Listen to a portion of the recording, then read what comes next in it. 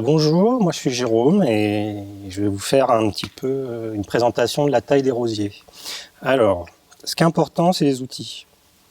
Donc un sécateur, voilà, et une scie arboricole, ici, voilà, une petite scie, qui va permettre de tailler les bois les plus gros.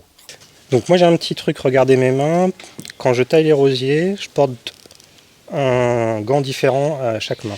Un à gauche pour tenir les rosiers pour éviter de me piquer, et un autre à droite, plus souple, qui me permet d'assurer les tailles, de ne pas être fatigué de la main droite, parce qu'avec un gant comme la main gauche, là, au bout d'un moment, on a mal aux mains. La première des choses qu'on fait sur un rosier, hein, c'est important, c'est la taille des bois morts. Donc on va aller chercher du bois mort dans le rosier. Le bois mort, c'est assez simple, hein. Un bois qui n'est pas mort, il est vert comme ça. Et un bois mort, j'en ai trouvé un tout à l'heure. Voilà, celui-ci, vous voyez, il n'y a plus rien. Donc je le taille. Voilà. Donc la première des étapes, ça va être ça. On est dans le rosier, on enlève tout ce qui est bois mort. Le sécateur, la lame qui est fixe soit toujours du côté du bois qui va rester. Comme ça, on va pouvoir faire une taille qui est franche et nette, sans chicot. Je vais tailler. Voilà. Donc j'ai bien la lame qui est du côté de ce qui va rester. On se retrouve bien avec une taille bien nette, le plus possible circulaire pour que la cicatrice du rosier se fasse bien. Une chose qui ne serait pas bien à faire, c'est ça. Donc dans l'autre sens, et voilà. On taille un peu n'importe comment, n'importe où. Et en plus on arrache, vous voyez. Ça c'est mauvaise taille, c'est arraché. C'est pas près du rosier. Et ça va créer un chicot qu'on va retrouver après plus tard. Donc le rosier va mettre plus de temps. On voit ici, là. Donc ça s'appelle un chicot chez nous dans le jargon. Ça a été taillé et raflé.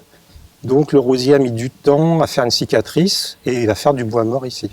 Donc normalement, vous voyez, je prends même mon sécateur à l'envers, mais je vais garder la lame côté rosier et je vais faire une belle taille ici. Voilà, propre.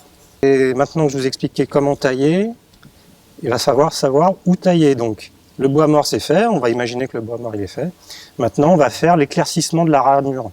Dans la taille, et pas forcément que des rosiers, mais ici dans le rosier, vous voyez, on a deux petites branches qui sont vers l'intérieur du rosier, qui sont un peu faibles, et une branche plus forte qui est vers l'extérieur de la ramure, qu'on va garder pour qu'elle puisse faire ici des fleurs. On va supprimer ici les deux branches qui allaient vers l'intérieur et qui ne pourraient pas fleurir. Ça s'appelle éclaircir la ramure. Et ensuite, on va s'occuper de faire de la taille pour la future floraison. Et là, ce qui est important, on a un petit trait ici, un autre départ. Et vous voyez, ils sont alternés. C'est-à-dire chez les rosiers, les branches sont toujours alternées, une à gauche, après une à droite, une à gauche, une à droite. Bon, bah là, on a des départs de bourgeons, un à gauche, un à droite. Donc, on va aller calculer un petit peu le nombre de bourgeons qu'on va laisser. Donc là, il y en a tout près, 1, 2, 3, 4, 5. Donc on va supposer ici, en cherchant bien, qu'on doit avoir un départ de bourgeons ici. Vous voyez ? Sauf que le départ de bourgeons là, il va être vers l'extérieur. Ça ne va pas nous arranger.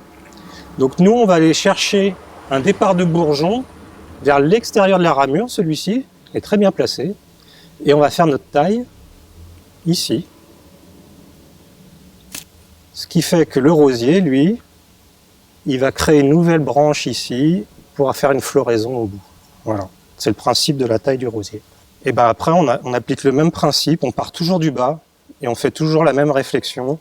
On monte, on cherche le bois mort, on cherche les bois qui vont vers les ramures qu'il faut éliminer. Donc vous voyez ici, celui-ci je l'enlève. Hop, je remonte. Je vais avoir un premier bourgeon là que je vais garder. Et voilà. Alors attendez, vous voyez, là, la coupe est pas belle. Hein. Quand il y a un petit chicot comme ça, c'est pas terrible. Donc il faut essayer de mieux faire. Dans ce cas, on va aller plus bas, chercher un autre bourgeon et faire une meilleure taille.